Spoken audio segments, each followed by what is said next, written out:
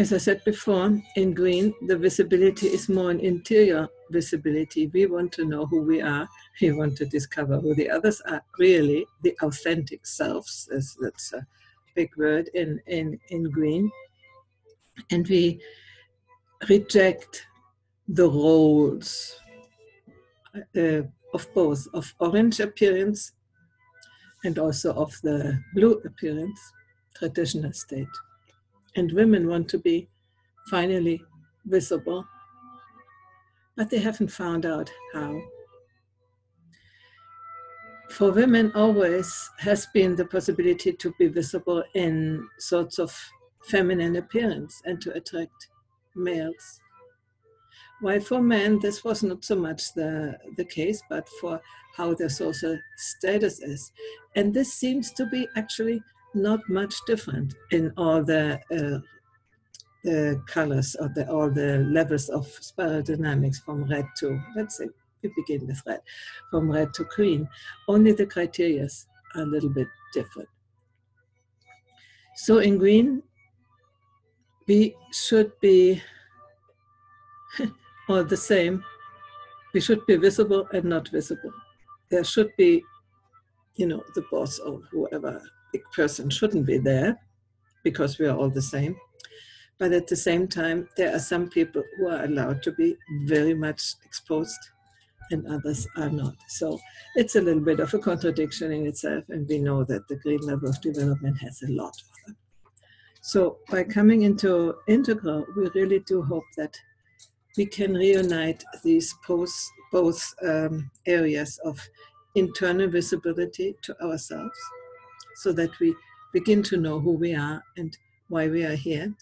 And then also the external visibility to show up in the world and follow up with what our purpose in the world is. And sometimes it may be possible to do it in invisibility of the world, somewhere, monks meditating in a monastery, and sometimes we need to do something in the world and show up. The famous four words of Ken Wilber: growing up, showing up, waking up, and cleaning up. So this is hopefully the place of integral. But now coming back to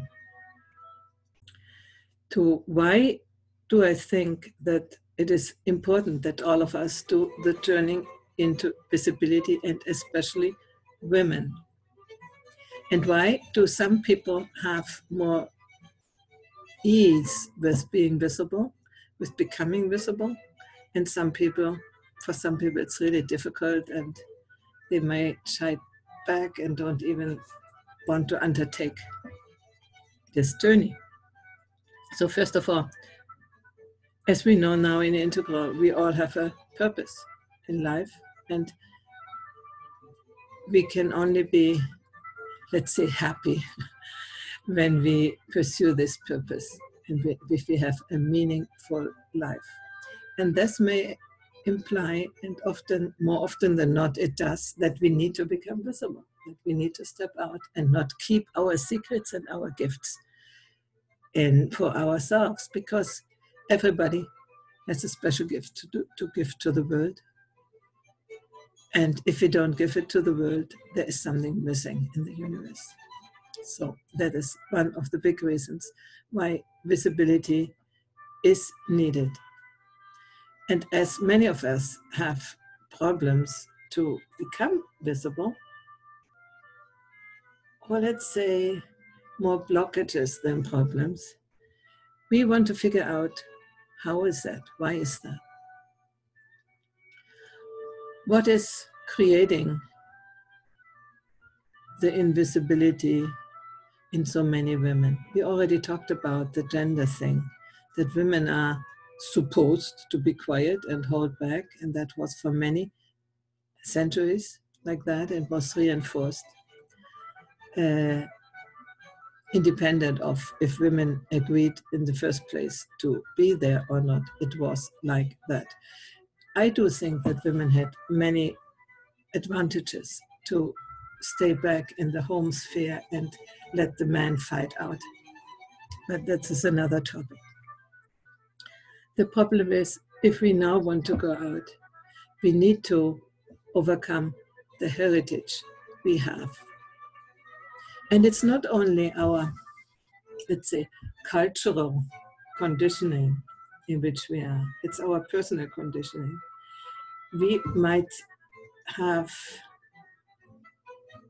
cultural situations, for sure it's in some, let's say, Eastern countries, Middle East or wherever, where women are literally invisible in public. We in the West don't need to do that yet, hopefully never, but you never know who will reign in the future. But to learn to become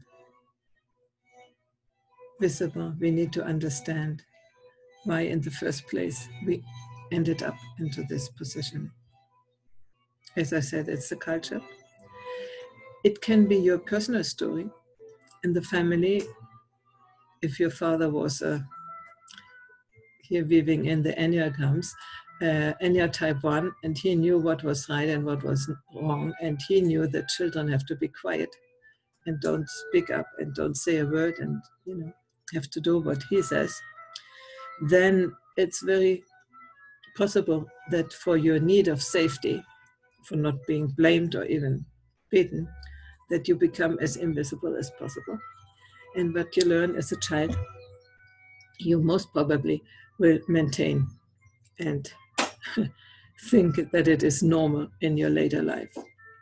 But be aware that it's only a conditioning. It's not necessarily who you really are. Then it might also be the ancestors, your ancestors. If you have done, how is it called? Constellation, family constellation. You might have understood that there is sometimes a whole line of similar stories before you came into the world, and you are still carrying these conditionings. And it's very probably that invisibility was a topic of your ancestors too. Yeah, that's mainly, let's say, the further background of why somebody feels invisible. Then you can also choose as an adult to stay invisible.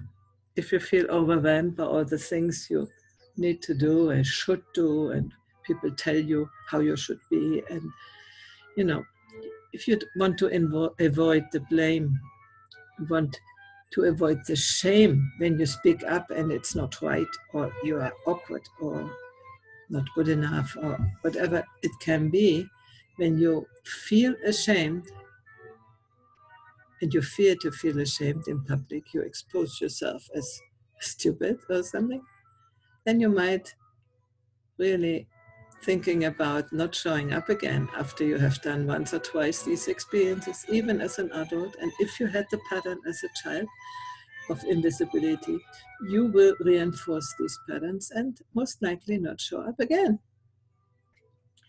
But that doesn't mean that you need to be there.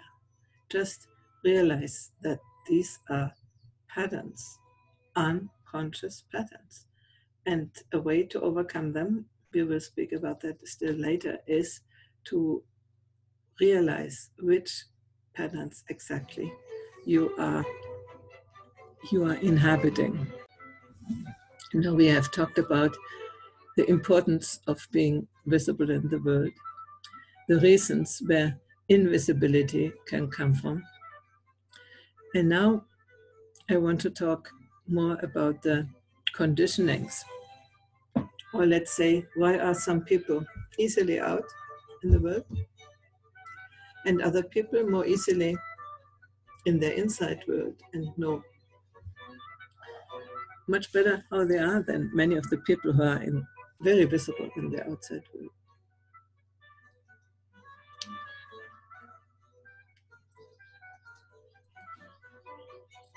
I'm thinking about typologies here, for instance, or personality traits.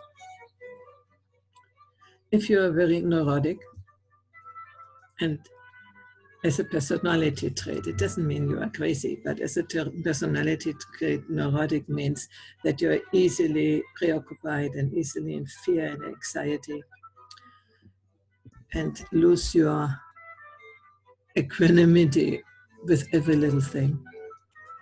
Then you are most likely drawing back, hiding, and trying to avoid situations in which you could be going into anxiety and upheaval. And I personally did that. I went after a very turbulent life. I understood that this is not for me, would kill me, and I went to live in the countryside. And for 5 years, I stayed only here with animals and plants, and it was a wonderful time to discover myself, to become more visible internally, at least to a certain point. As there is the overwhelming majority of women have a relatively high score in neuroticism, this will also explain that women in society are not so easily going out into the public sphere and risk to be shamed and blamed. They don't have what we say in German, an elephant skin, where everything can drop off. They take things too much at their heart. And as a protection, we might choose not to be visible.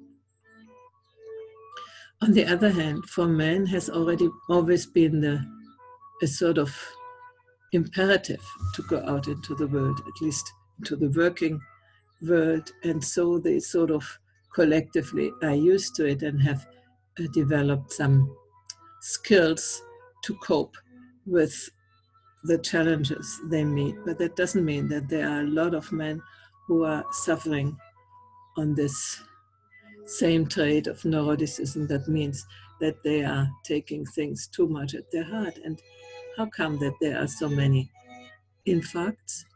This is the heart which refuses to work anymore because it's too much. So women are also increasing infarct when they go in the public sphere, in the outside world, in the working world, in orange or in politics. So I don't know exactly the studies, but I heard about studies who are saying exactly that. So how come?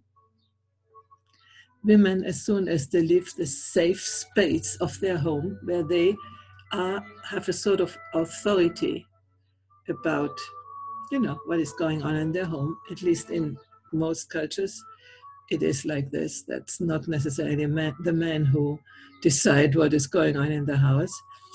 In Italy, there is a sort of matriarchy still existing or coexisting with what people call patriarchy.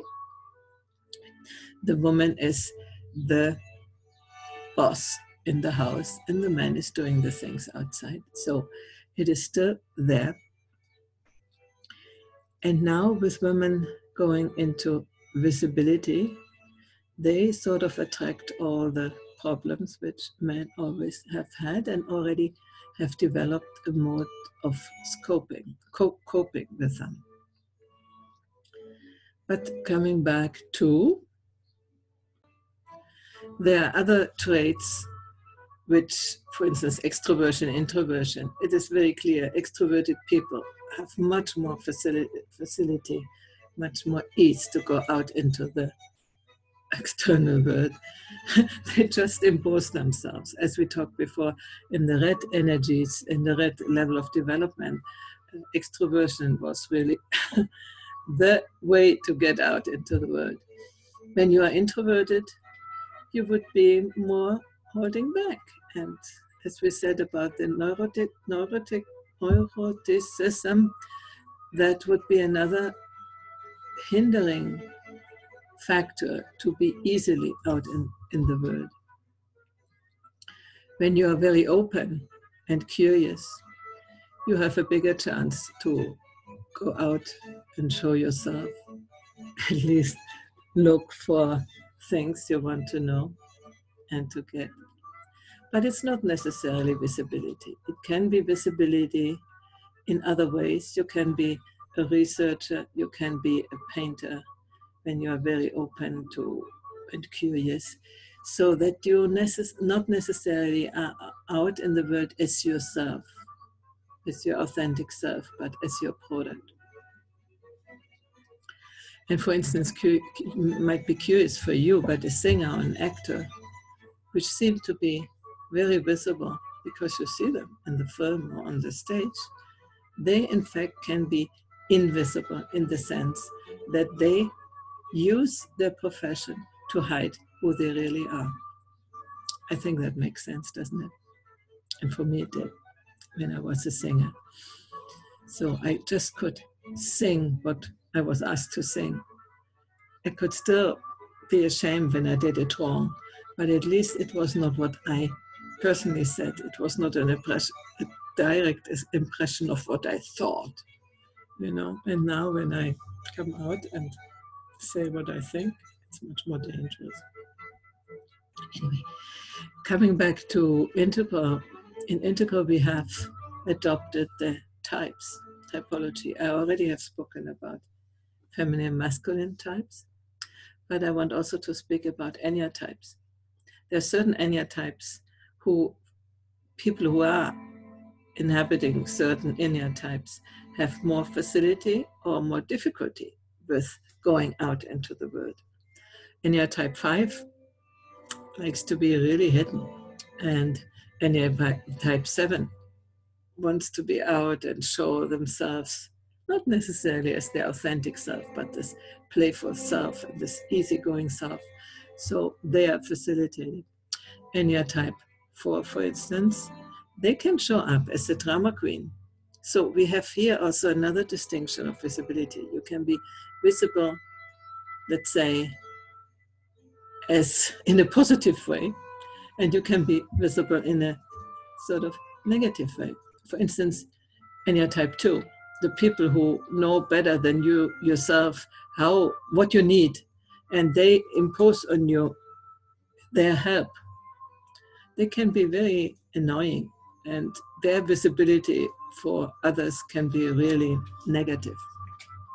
So not everything which comes out in the world is visible is necessarily good.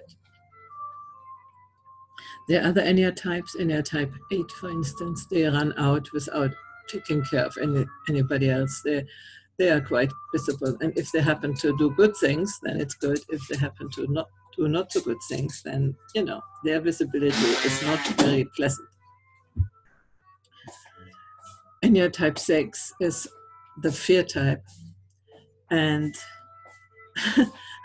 they almost by definition are hiding, but they're the contraphobic type, and they go out seemingly without any fear.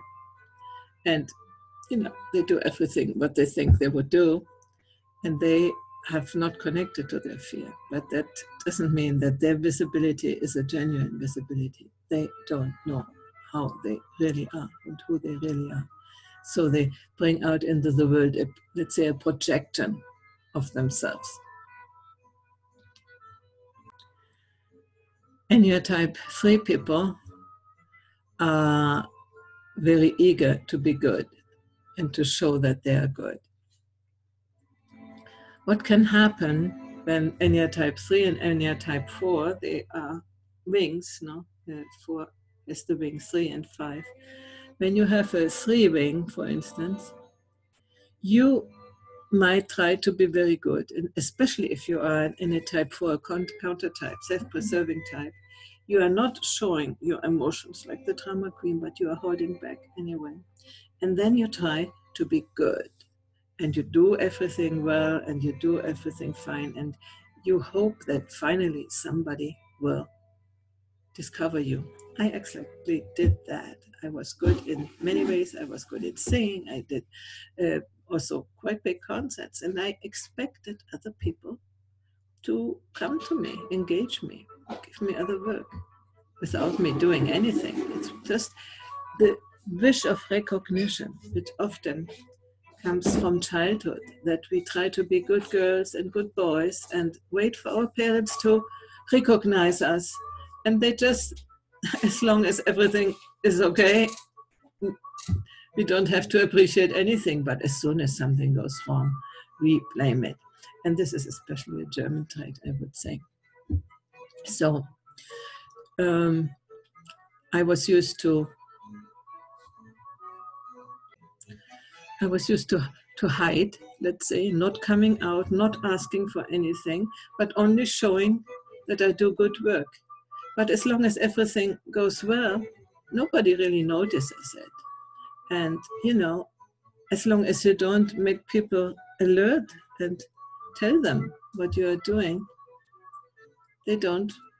Sometimes they will, when it's really, really good or in a certain context, but more often than not, they won't notice it unless you make it open and you make it notice. And now we come back to the need to go out into the world and to show yourself, because you, being here in the conference for sure, you have something to share with the world. You have found out something, and even if it's a very little piece, it is needed in the world.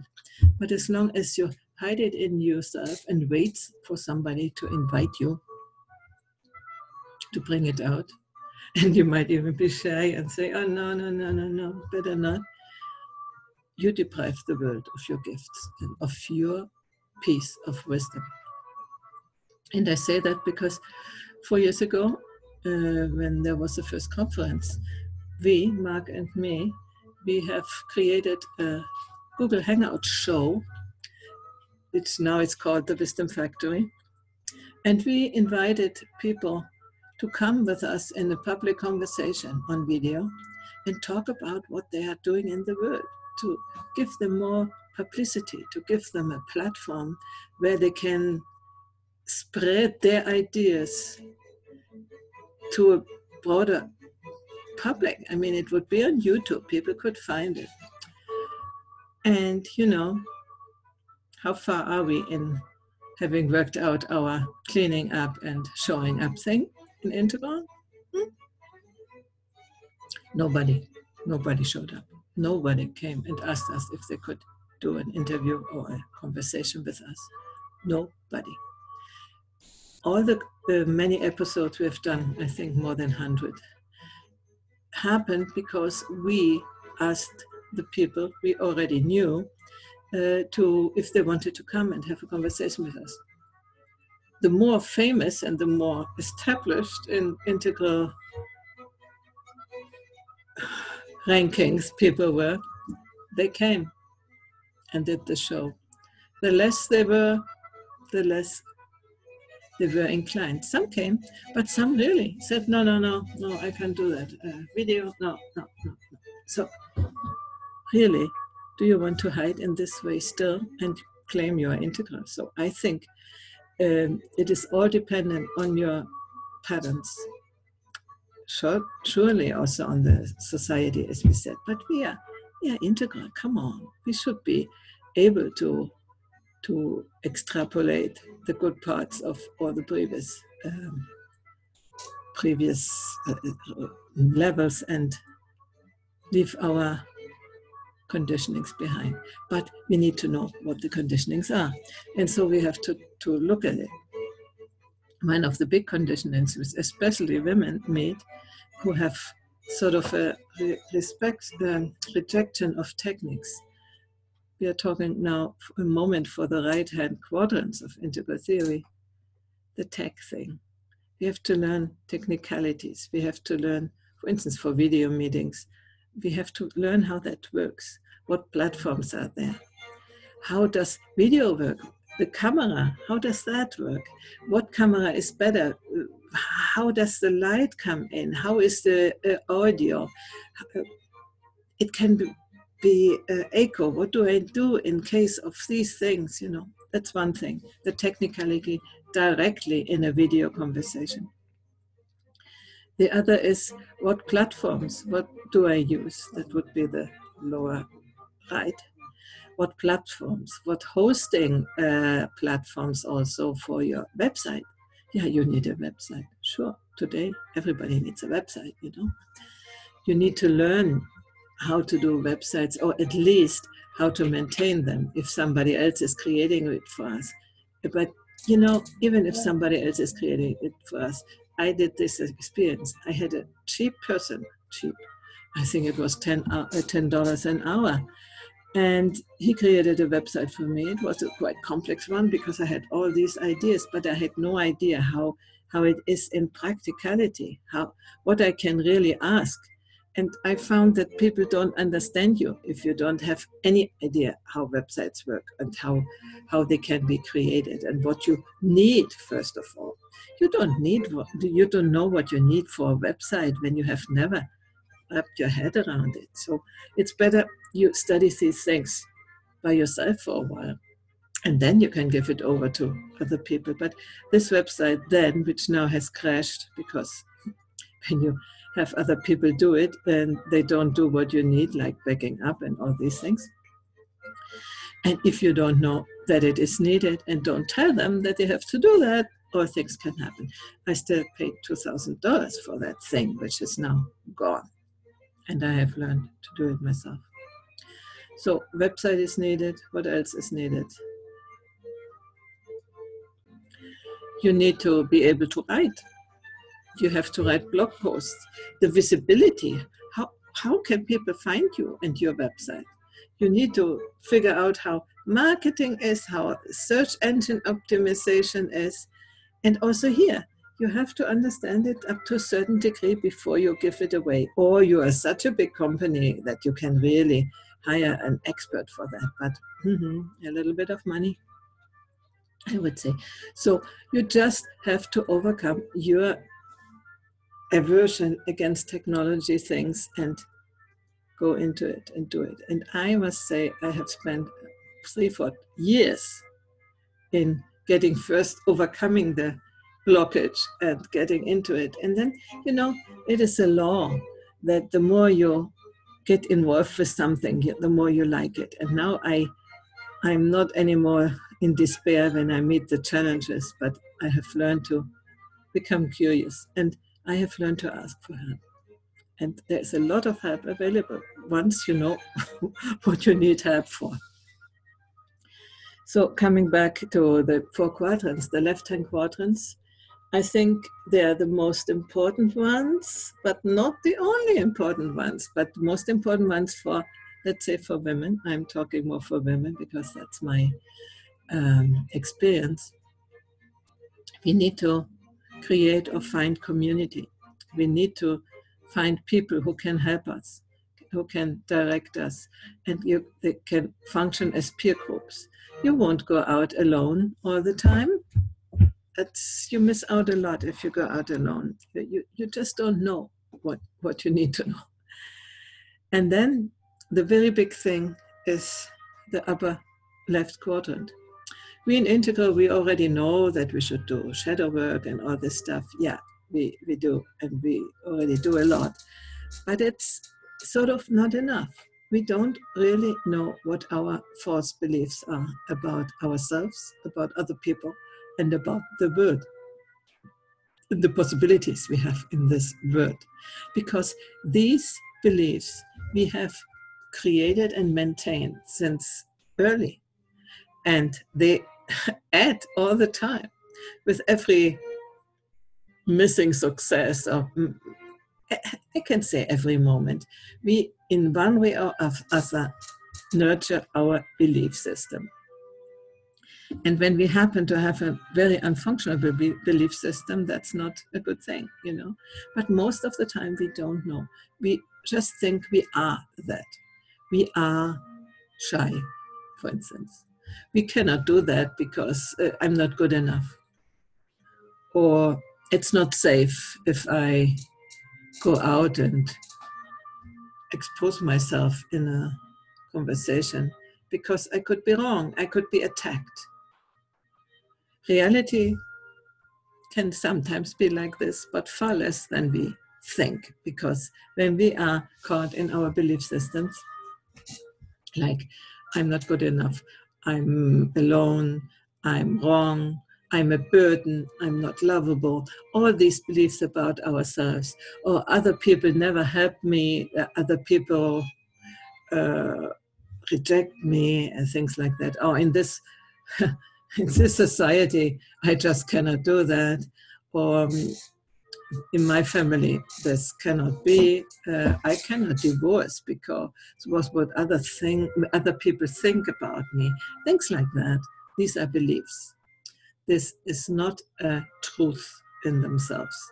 So what I propose, and that's what I learned about 10 years ago when I finally decided to step into visibility.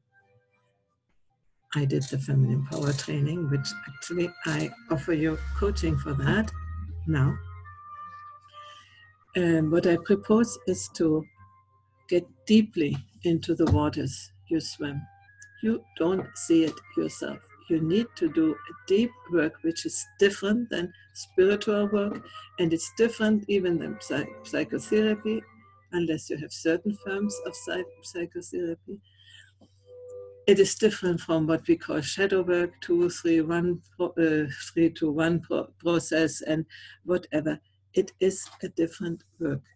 And unless you do that, you don't even notice when you are hindered in certain ways.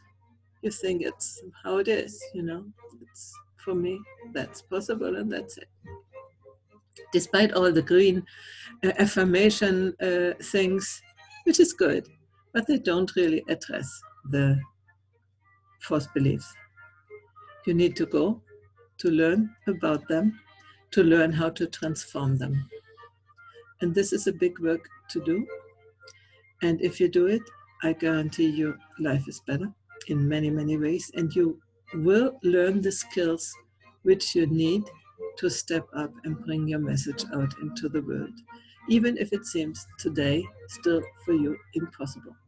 And that you need for being here on the conference, the safety. No, I don't do a talk, because I cannot stay there in front of the people.